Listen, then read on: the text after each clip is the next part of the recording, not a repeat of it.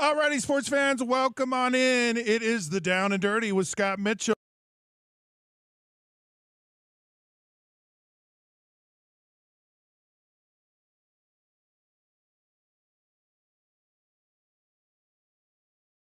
That's why we just give you the Down and Dirty. That's all I know. That's what I speak, and here we go.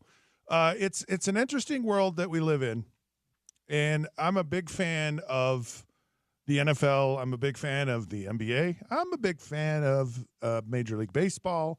Massive hockey fan. One of my favorite experiences actually with hockey was when I played for the Detroit Lions, and I got invited to the Red Wings, which is Detroit's hockey town. And this was in the early '90s. The Red Wings were really good. Scotty Bowen was the coach. Steve Yzerman. Sergei Fedorov. I have a jersey.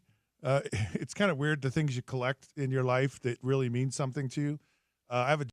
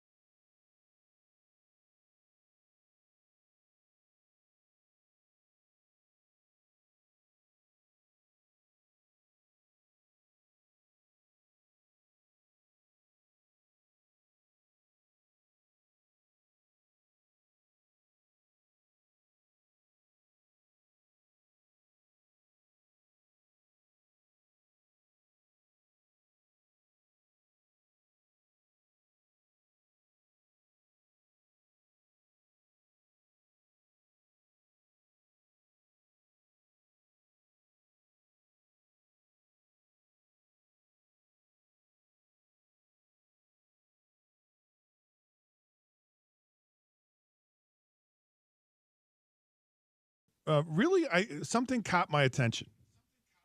Actually, there's a lot of things that caught my attention. I'm gonna go down a rabbit hole for just a second, okay? Just 1 second, and I need some clarification here, okay? So if anyone out in the world is listening to this program right now, please chime in. So we have these issues in our country related to sports, and it's a bigger issue, in our culture. It's a culture issue. And so it's this idea of transgender sports, right? Should men who transition as women be able to play in women's sports, right? And the president of the United States has declared no. And there's other people, and so this is a hot topic, and there are people that say yes and all this stuff. Here's my question: Are there any men? I'm sorry.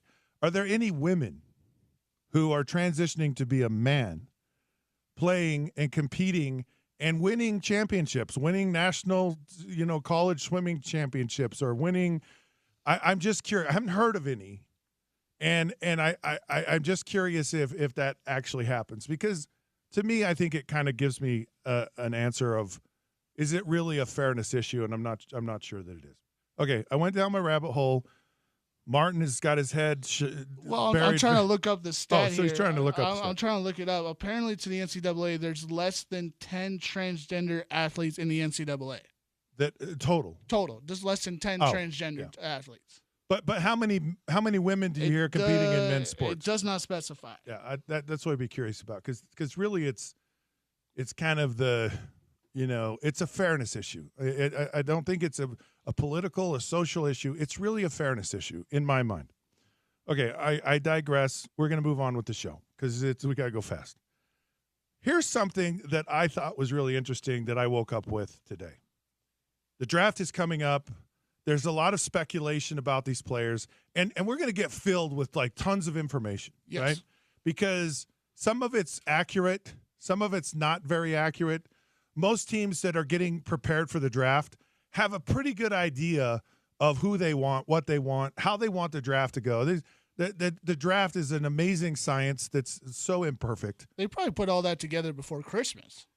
They've been putting it together for years. Yeah, you have to. You have to really, if you're really any good. I remember when I was in college and I went to the combine, and Tech Schramm, who was a longtime evaluator for the Dallas Cowboys, and he was kind of, I would say, the modern inventor of talent scouting, the draft, evaluating players and all this stuff. And he said to me, he said, we're not taking a quarterback because they just signed Troy Aikman. He goes, but I'll tell you something that really impressed me about you. And I'm like, because I know who Tech Schramm was. Like, he was a famous dude. And here I'm just this little punk from Utah. And he goes, and he knew about me. And this is what he knew about me. He said, for a kid to grow up next to Provo, Utah, who's a Mormon and related to Lavelle Edwards and shuns Lavelle Edwards and BYU and goes to the University of Utah, their arch nemesis, right? The evil empire. That tells me something about your character. No wonder you and Kyle get together. You guys went from the blue side to the red side. Yes, yeah, we do have things in common. So, and I was like, this never come up with anyone. How in the heck did you ever know about that? And that's where scouting is. Like they dive deep into. It's not just about knowing your 40 time. It's about knowing absolutely everything about yeah, it. it's like what makes you tick and I know a lot of scouts, their most important time of evaluating players during the football season is they go on the field to watch warm-ups. Really? Because they want to see how much the game means to people. Like, how serious are you? How focused, how dialed in are you? When the cameras aren't on you. Well, yeah, and your preparation, because it's a big part of your success is getting your mind right, really dialing into – okay, I like this guy. I like his DNA. They talk about gym rats. They talk about, a coach's son, or they talk about these guys that, because you have to love your sport. Like you have to love it because it's so hard. It's so challenging. It's such a grind on you from all aspects of your just playing the sport is one thing. Right, you're out on the field, and that's the best part. It's like, oh, finally get away from all that stuff. But there's all these expectations. There's expectations from family and friends. There's expectations in the community. There's expectations from the organization. There's the media expectations, and a lot of this. Everyone is pulling, like they're pecking at you. They're just like. It's death by 1,000 paper cuts if you're not prepared to handle it. And if you really don't have that passion and that love for it. And there's a lot of guys who have been drafted who amazing talents, unbelievable talents, right? They talk about a guy like Tony Mandrich. Like he was the most surefire, oh, this dude is like, and he was just, wasn't necessarily a bust, but he wasn't a He didn't game love the changer. game. He didn't love I'm it. not sure that he did, and I'm not sure that he was really ready for it. You take a guy like Jamarcus Russell, and you just go, Yeah. I mean, and talent-wise, throw the ball through the moon, all this stuff. And yet, because he couldn't put down a cheeseburger. Right, and the love for it is such a thing. And so I heard this interview last night, and Elon Musk, and it's interesting about Elon. Elon was the guy on the left, and everyone on the left loved him, and then he kind of went to the right, and all the right loves him, and the left hates him, and people are giving up their Teslas and all of this stuff. But he said something really interesting, and it's very valuable, and it's not right or left. It's just right. I mean, he goes, you have to care about something, and you have to be competent at it. And he goes, if you can have those two things, that's where magic happens. That's where success happens. That's what took him from inventing a car. Like, he invented a car and built a car company out of, like, the dust. Mm-hmm. And it wasn't just a car. It was an electric car. Yep. Like, it wasn't gas-powered. It wasn't. And then he's taking, like, these rockets up in space, and he's making them come back and land, and he catches them. He's doing all these crazy things. Aside from, his appointment to be a government official. Mm-hmm. And so you have to so it's a great example for anybody that those two magical words about competence and caring, that's what's really gonna drive success. So Cam Ward has come out, and people were asking him about his draft status. And because he was a lot of people's number one pick in the draft. And I met Cam and interviewed him a couple of times when he was in the Pac-12 with Washington State. And it's an interesting another kind of barometer of like how they watch players. There's a lot of players now that come into college football that are just super polished. Start as freshmen, it's like, dude, this guy's going to blow it out of the water. And then they never get better. It's like their ceiling. It's like they were so prepped and maybe even burned out that by the time they got to college, it was like a letdown. I mean, a lot of these kids in Texas go to high schools that have 50,000 seat stadiums, and until they had NIL, probably got a pay cut, to go to college. And so it's like, yeah, I've already been here. I've done this. It's not really exciting anymore. And so one of the things you watch is the trajectory, right? So Cam, when he was really raw his first year at Washington State, and I watched, because I call the game, so I watch as much film on a player, and I go, holds the ball too long. He doesn't really understand what he's doing. He runs around. He's super athletic, but if you keep him in the pocket, you're going to kill him, right? He can't throw the ball to beat you. But what happened every year, he got better and better and better. And that's one of those barometers. Jaden Daniels is another perfect example. Jaden Daniels was a commit to Utah, and at the last minute flipped to Arizona State when Herm Edwards was there. Right. And part of the reason is because, Reverend Herm had been in the NFL, was an NFL coach, and Jaden Daniels goes, well, what coach is Utah is? No knock on the Utah coaches, but in his mind, he wanted to go to the NFL and felt like its best opportunity was at Arizona State. But watching Jaden Daniels early on, you're like, he's nothing. Like, that's not a great, it's not a great situation. He was more of a runner. He was like Justin Fields. It was more running than throwing a little bit. Right. No, totally. And yet he got better. He did. And he got better, and he got better. And so that's what guys like to look for. And that's what's kind of happened to Cam Ward. Because he looked the best he possibly could be at Miami. Now, the criticism is that he only played half of the game. Yes. Right? And there's still some inconsistency in his performance. He's still growing. But he's a talent. Yes. And you can't deny what he does. For a player that throws 158 total touchdowns in his college career, but also throws almost 100 interceptions, that's a gunslinger in any way. Yeah. And Danny Werfel threw a lot of touchdowns too. So, and he wasn't a gunslinger. But you're right. I mean, there's a lot of production at a high level, like yes. in a good conference.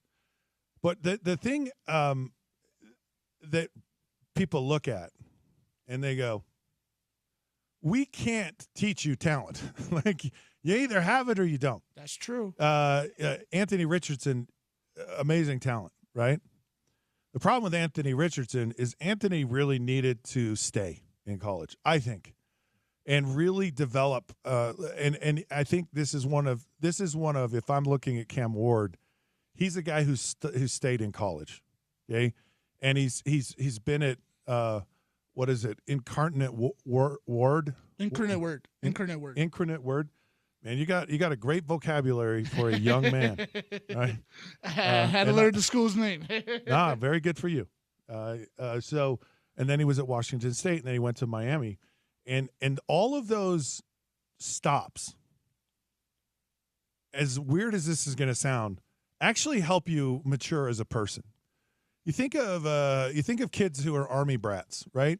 And they develop a certain something by they get exposed to different people and different ideas and different cultures, and it makes them a more well-rounded person.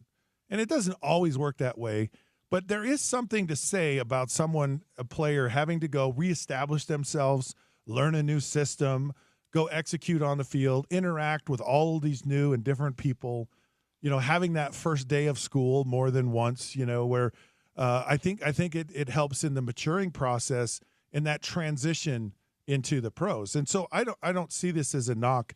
And here's the thing, and this is what you need to understand. The NFL is going to take talent. They don't care if you didn't play the second half of the bowl game. They don't care if your team lost that game. They're not looking at that and going, this guy's a loser, this guy's a quitter, this is a cancer, this is the guy you don't want in your organization. They go, does that guy have talent? That's really very true. I agree with you on that. No, trust me, it is true. Yeah. Okay, now, I played for a legendary coach, Don Shula. And I will tell you that Don Shula would sell his own mother if that meant winning the Super Bowl. And he's not alone in this. No. Every person at that level. It is so fiercely competitive, and you're looking for that player. You're looking for that guy that's going to be that difference maker, that's going to be the one who just goes, okay, and you don't know. Like, they don't know. They try to know. Right. They try to figure it out. You can go through the history of the NFL draft, and there are as many busts in the first round at the quarterback position than there are successes. And whether they're picked 1, 5, 20, whatever position in the draft, you find good ones, you find bad ones. Now, we have a whole discussion about, well, why are they bust? Are they bust just because they stink? Are they a bust because they got into the wrong situation? Are they bust because they got injured? Are they like Terry Bradshaw, number 1 pick, 1971, somewhere around there. Yep. Pittsburgh Steelers. Terry Bradshaw was terrible. If Terry Bradshaw played in the modern era today, he probably would be on his 3rd or 4th team. Him and Phil Simms are only a few quarterbacks that come from those schools like that. Well, it's not the school; it's the production early on in the career, and so the NFL's changed. Locally here, Zach Wilson goes to BYU. He's the 2nd pick of the draft, and within 3 years, he's gone. That's true. What happens to Zach Wilson if he's allowed to stay? And really, and they just kind of take the pressure off him a little bit. And it's so hard today for these players to have success because they really don't know what they're doing. Right. Like trust me, you don't know what you're doing when you first get in the NFL. I walked off the bus, went to my first practice, and after my first practice, I just said, I can't do this. And remember, my first practice, I watched Dan Marino practice, and I was blown away. I was just like, how did he throw that like that? Like literally, practice, by the way, for Dan Marino was the equivalent of walking into St. Peter's Basilica if you're a Roman Catholic in the Vatican City. Like, it's a holy place. Like practice was sacred. Like, there was a reverence to it. Like, you would get down on your knees and pray about every 5 minutes for the privilege of being at practice And on top of it, for the privilege of being at practice with Dan Marino, right? That's how sacred practice was. Unbelievable. And so these young players, and what happened is free agency kind of ruined it all. It ruined it all, but it also gave players a lot of money. So the players don't know what they're doing, so they invented the mobile quarterback. Because if you're a young guy, you don't know what you do, you just run around, right? And you just try to make things happen. John Elway style. John Elway style. I mean, he was a guy that kind of had to do that for a while to figure it out. But there were, there's a lot of these guys. But ultimately, you got to be a guy that stands in the pocket and throws the football. And that's what Jalen Hurts figured out. I mean, they took away the run. And we're going to talk about Saquon here in the next segment because has he resurrected, as the running back position, and Emmitt Smith will now be happy that that Saquon is resurrected a very sacred position in football. I don't know, but I do know this, that Cam Ward, and so this is I just got to read this quote, and it took a long time to get to the quote, but I think it's interesting. Cam Ward, of course, commenting on the criticism, said, "Look, okay, you're either going to draft me or you're not." Very profound words, very true. I mean, every team can't draft you, only one. Ward said, "If you don't draft me, that's your fault.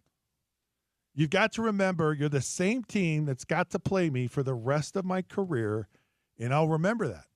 That's bold. That's bold. Right. So you look at this and you say, it's like a two-sided coin, right? Yeah. Do you like the boldness? Do you like the confidence? Personally, yeah, I do. I'm telling you, when you talk about love, like in caring, you have to have an edge. Every great player, every player who's played in the NFL has an edge. Tom Brady was great. Michael Jordan used to invent the edge, right? Mm-hmm. When he would invent like drama. Mm-hmm. He tried to convince himself that a player said something on the other team, right?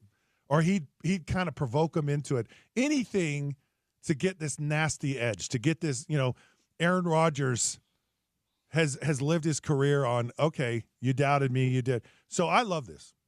Now some people might take it as, now who does this guy think he is? who does he think he is, telling us how to draft players and when to draft them and to do all this stuff?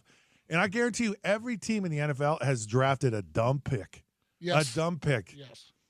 I think of Matt Millen, yes, who is the general manager, who's a great player and a great broadcaster. Love Matt. Well, he's one of the best broadcasters ever. Was a terrible GM. Yes, for 3 straight years, they've got high draft picks and they draft wide receivers 3 years in a row. Charles Roger. Insane. I mean, really, really kind of crazy. Mike Williams. That he did. Yes. Go on and on and on. Now, we're going to talk about how to build a team, by the way. What players to draft, when to draft them, what positions really matter, what are the difference makers. We'll do that, I don't know, maybe some point, because I want to talk about that. So I'm personally, I love this. I do too. Now there is another part on this, okay? Let me just throw one more little thought about it to you. Is he saying this because he's confident, or is he saying this because he's actually concerned? Is he saying it like, okay, well, oh gosh, maybe people don't like me. I don't, well, you just draft me or don't draft me, and I'm gonna show you that I'm that guy. I don't know. It could be both. You're absolutely right about that. It's bold because he made the first move, really. Because if teams would have came out and said, we don't know, then it's the teams coming out making the first move, then he's got to prove it. But he's now putting the chips all in the middle of the table, and now he's got to answer for it if the NFL teams call him out. One of the most memorable, iconic moments in sports is Babe Ruth pointing out to the outfield versus and then hitting a home run. Yep. Right? He called his shot. Yes. Joe Namath called his shot. And Cam Ward is putting himself out there, and he's calling his own shot. I have to tell you, if I'm a general manager, I'd spend a lot of time with this guy. I would really dig. I would really. You see a lot of improvement, a lot of development, a lot of talent, and a lot of boldness. You know, a lot of boldness, and he played fair. You know, played great. The problem you have is, do you have the right system and do you have the right people around him? Because that's just everything. Because if you don't have that, you're really kind of toast as far as. And I don't care how good he is, and it's so imperative that you get that balance when you're there. To kind of segue into our next segment, which is about agents, to bring them up in this conversation too. Could an agent? We're going to talk about that still? Yeah, we have enough time for it? Yeah, we got a little enough time. But to bring that up is, can agents also be the ones that stir this up and get all this rowdiness between players and ownership and the draft stock as well? I mean, they don't have to be the ones in front of the media, but they can also be behind the curtains, can't they? Yeah, you know, if you talk to so Shea Gilgeous Alexander, who plays for the Oklahoma City Thunder. Sorry, he's exiled his agent. You're fired. Boom. Yes. You're out. And you know, does an agent have any kind of impact on a player getting drafted?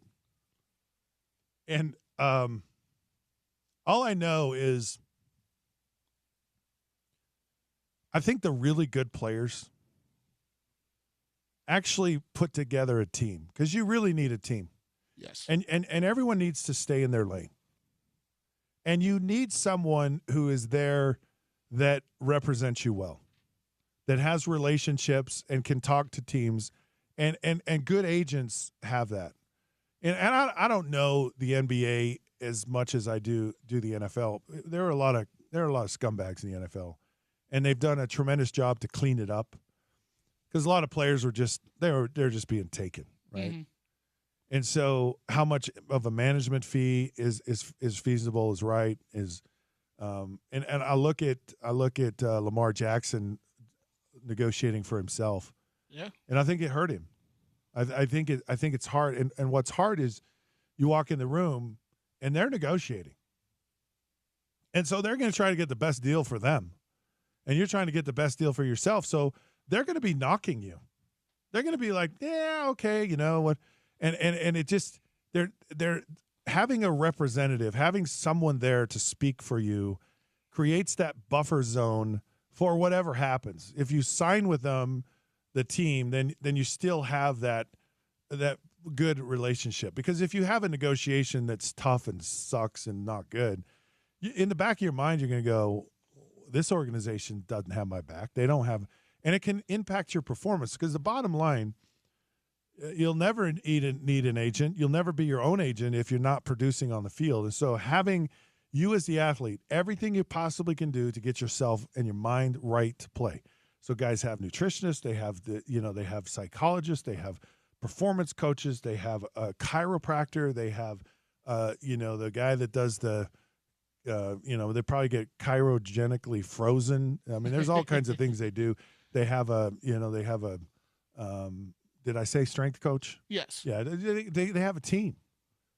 Yeah, I see Tiger Woods on the deal right here, and Tiger lived in my neighborhood when I lived in Orlando, Florida, and his accountant lived like 2 houses down from me. Wow. And his accountant was the guy who took care of his money, mm-hmm. and it was the only client that the accountant had was Tiger Woods, and he goes, I can't tell you anything. I can just tell you that I can't tell you anything. Like, I'm sworn to secrecy. But he did say it's really impressive, the team and the structure that he's put around himself so that he has that support. And that's the competency part, right? So we talk about, do you care? And then the competency part is, are you at your very best? Are you a master of your craft? Are you physically and mentally and just every part of your body, is it really tuned up, and is it really in a place for you to go, okay, I can now go and be the very best version of myself? And the people that do that are the ones that really have success. Tom Brady is just an incredible example of a guy, and they talk about him being the GOAT, but as far as like athleticism, Tom Brady's not even, in the top No. 1,000. Him and Bo Jackson are not the same. No. Him and, but as far as understanding his role and his position and the way he led and the way he played and the way he executed the position of quarterback was masterful, was the best ever. And it was because he competently put together a team that put him in a position to do that. And it's a powerful thing to learn. And so I would never in a million years be without an agent. In fact, my agent's going to come on our show tomorrow. So he's been in the business. It'd be a lot of fun to hear from Mr. Tony Agnon, who's been in the business for years. And we're actually going to talk about Johnny Unitas tomorrow because Tony actually represented Johnny later in his. Do you know who Johnny Unitas is? Yeah, of course I do know. He was kind of he was part of the most important game in NFL history because it's when it was broadcast on television the first time, and it's what took football to where it is today. That game that was broadcast on TV, and Johnny Unitas was the early face of this modern era of football, throwing a football around, and so he was a very, very important person. Actually spent some time with Johnny Unitas. Really? Yeah, we'll talk about it tomorrow. All right, let's take a break. When we come back, Saquon Barkley, single-handedly, is he bringing back the running back position in the NFL?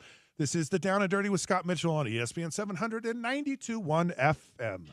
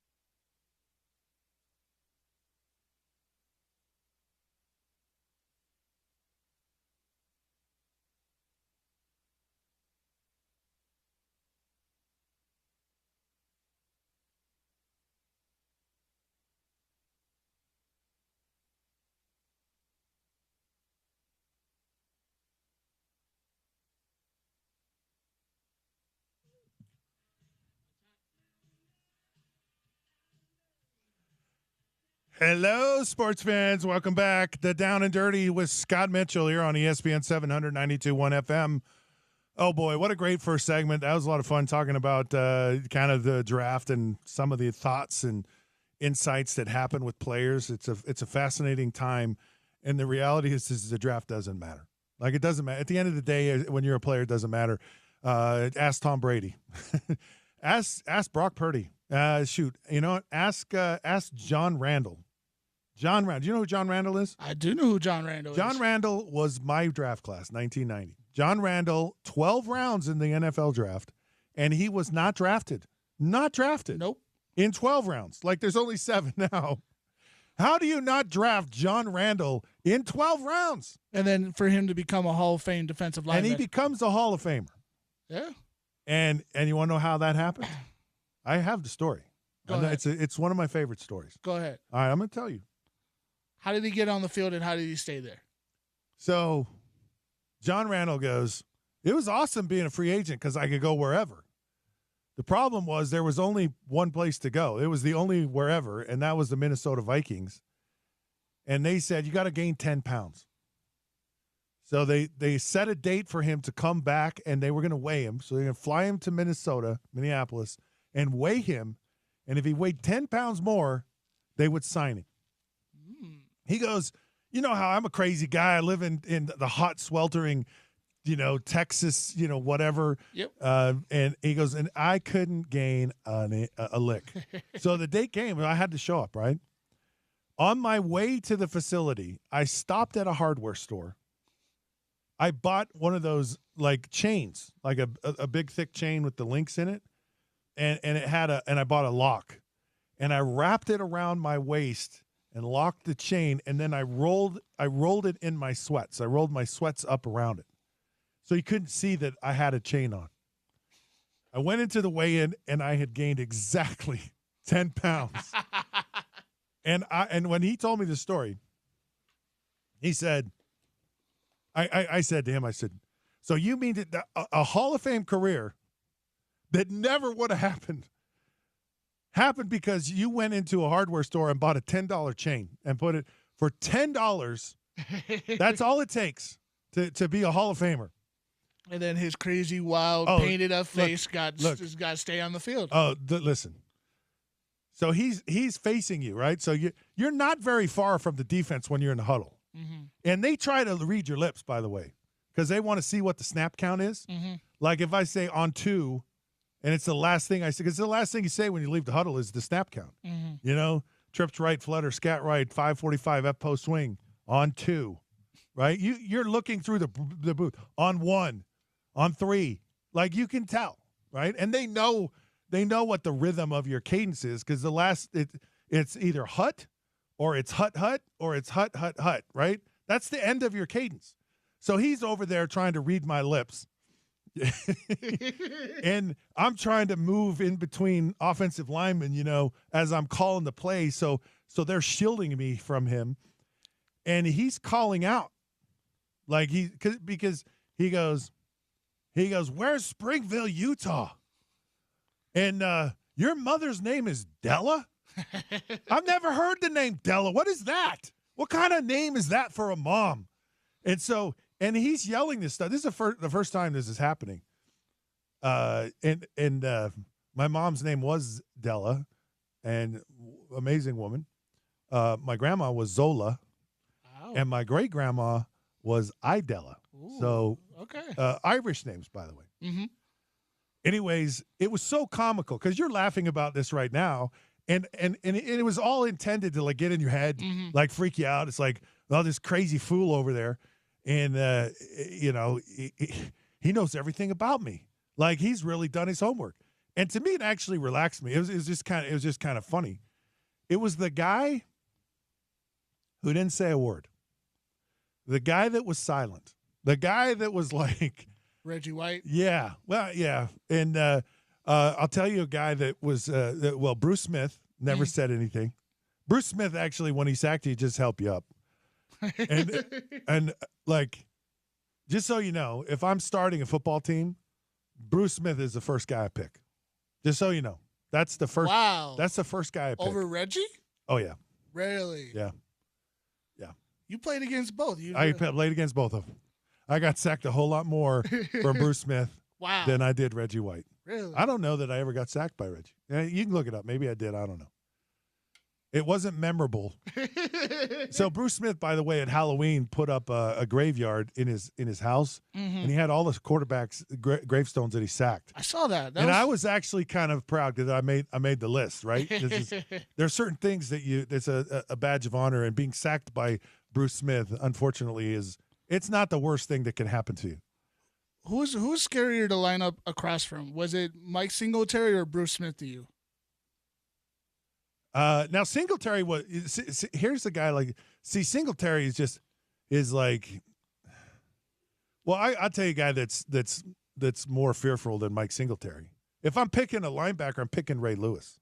I can't argue that. That's a good one. I actually played with Ray in Baltimore. We were in I feel like I'm name dropping here today, and I kind of am, but whatever. It's my experience. I'm just letting you know what my experience was. This is it all happened. We're in the weight room. And I'm first in Baltimore in the weight room. Ray Lewis comes up to me and he goes, "Hey, do you know what I have in common with Muhammad Ali?" That's a bold statement. And I'm like, "I have no idea. Tell me." He goes, "We're both the greatest of all time."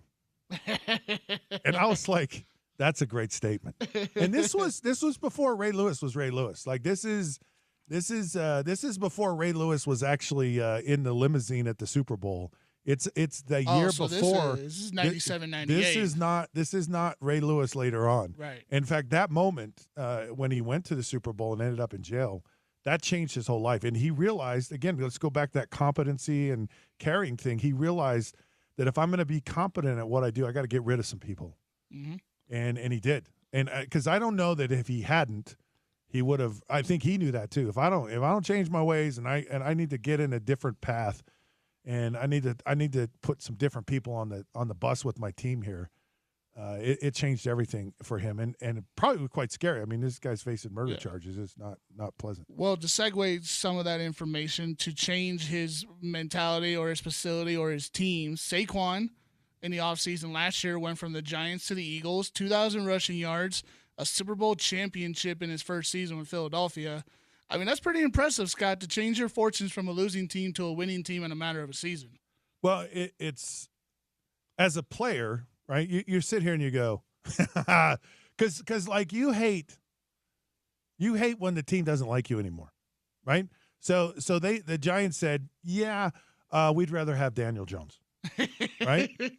and these are the decisions teams have to make. Like I said, and the Giants historically have been a great organization. They have. Like they've made a lot of really good decisions. And part of the decision was the NFL is not about a running back anymore. No. We're not going to pay top dollar for a running back anymore in the NFL. And it's a different league that and here part of it is even linebackers, right? You don't have I think of some of the linebackers that I played with, or John Offerdahl was a great linebacker for the Miami Dolphins, and you think of some of these bigger, beefier guys, Chris Spillman that I played with in Detroit. A lot of them were designed for first and second down, stop the run, and then on third down they put in a much faster guy. They put in a guy like Fred Warner, or like Ray Lewis. Brian Urlacher. Brian Urlacher was, what was cool about him is it was both strong right? safety and a linebacker. Well, he was bigger, so he could do both, but he could also cover. And the NFL's gone to just so much speed, like because it's so wide open and throwing and you really kind of, and so the league got away from this running, and part of it I believe is you can trace this probably to Mike Leach, right? When he opened up this spread offense, and it's very easy in the sense that I'm going to use a word from a former coach, Mark Trestman, who said, the candy store throws.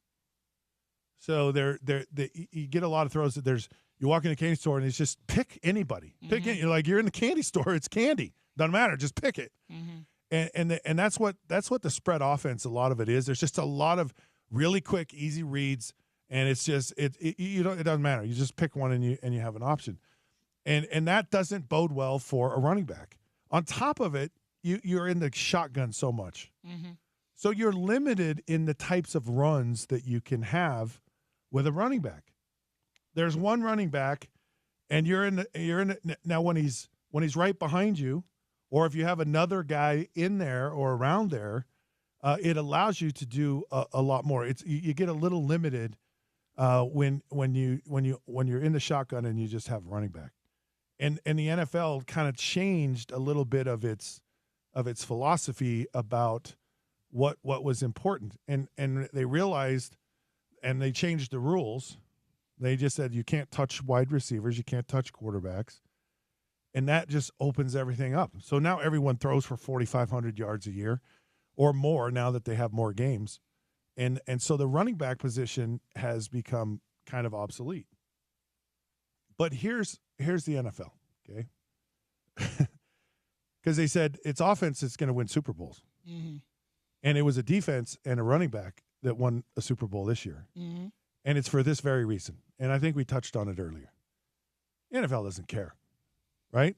If we can find if Saquon Barkley, who's an amazing talent, like watching him run is very special, and I've seen a few guys run who are pretty amazing. But Saquon is a guy who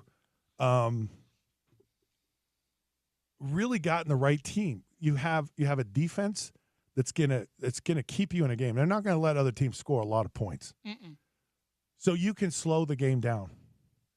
And what happens when you slow the game down is you extend your ability as a defense to be fresh. And by that I mean in a game, throughout the season.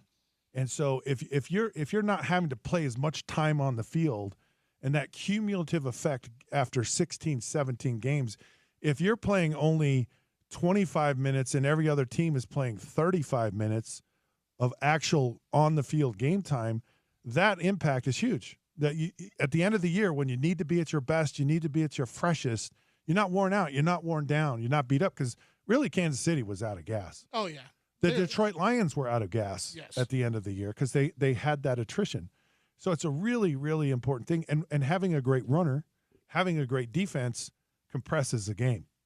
And then it takes a quarterback who I love, like Saquon has a chip, right? Because he's like, I'm going to show them. And you got Jalen Hurts, I'm going to show them. You got all these guys with a chip on their shoulder. And the NFL goes, he's talented, they're talented. We don't care what we do. We just want to take the talent that we have and put them in the best position to win. And that's a philosophy that's been around the NFL for years. You have a coach that says, whatever my talent is, that's where I'm going to go. And then you have another coach that says, I have a system and you got to fit in my system or you're out the door. Mm-hmm.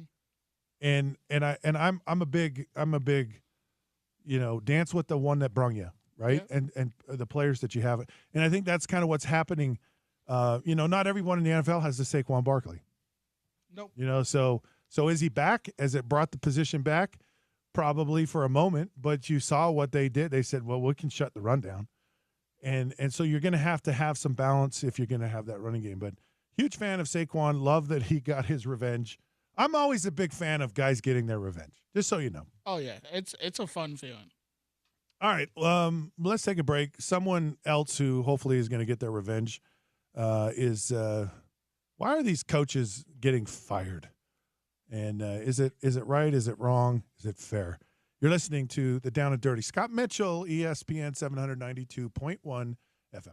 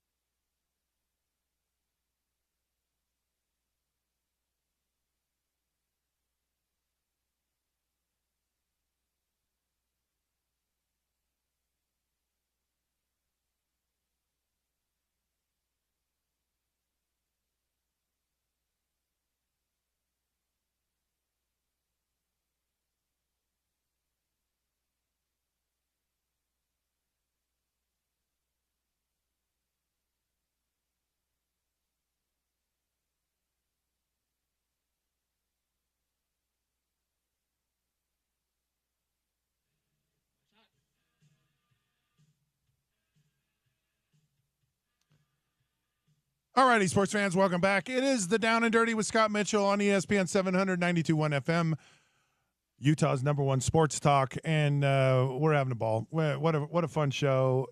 Very cool, very, very exciting. If you like what you're hearing, thank you. I'm actually on TV, by the way, which I didn't know, so I hope I haven't picked my nose today. Nope, nobody saw you do anything weird on the stream. Good.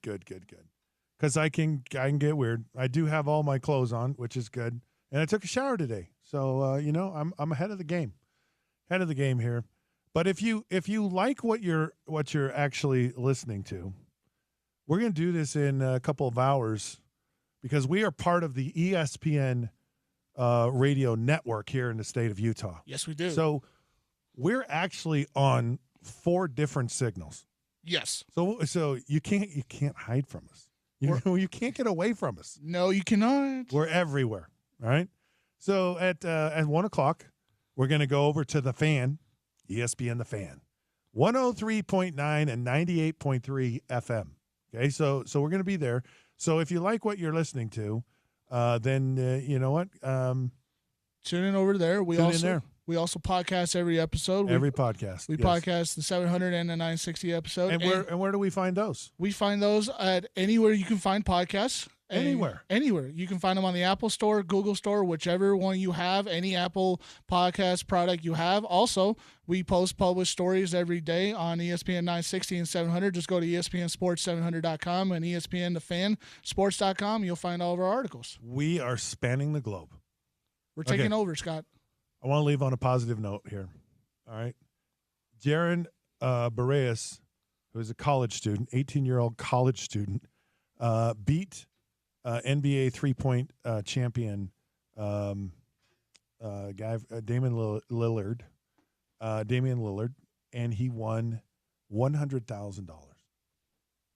Like if you're a person and you're just average Joe, and you watch these great players, and he actually ends up winning $100,000. That's Weber State legend Damian Lillard to you too. Yeah, I mean Damian Lillard is he's an amazing player in the NBA. And so I just love this. It's coming down the wire. He had 30 seconds left, and he says, use the backboard, right? Huh? Get back to the basics. Go to the old Tim Duncan, use the backboard. Fundamentals. Yeah. So very cool, very exciting moment. Probably the highlight of the entire, NBA All-Star Week. Absolutely. Again, I gave you the formula. Go national. Get everyone mad at each other, and we'll have amazing All-Star games. I agree with you on that. Just bring the ferociousness, bring the competitiveness, bring the love back. So I'm aging. I'm 57 now. I need to go take a nap. I'm going to come back in a couple of hours. Thank you so much, Martin, for pushing all those buttons in there, and thanks for all of you tuning in. For now, we're going to say goodbye. This is the Down and Dirty with Scott Mitchell on ESPN 700 and 92.1 FM.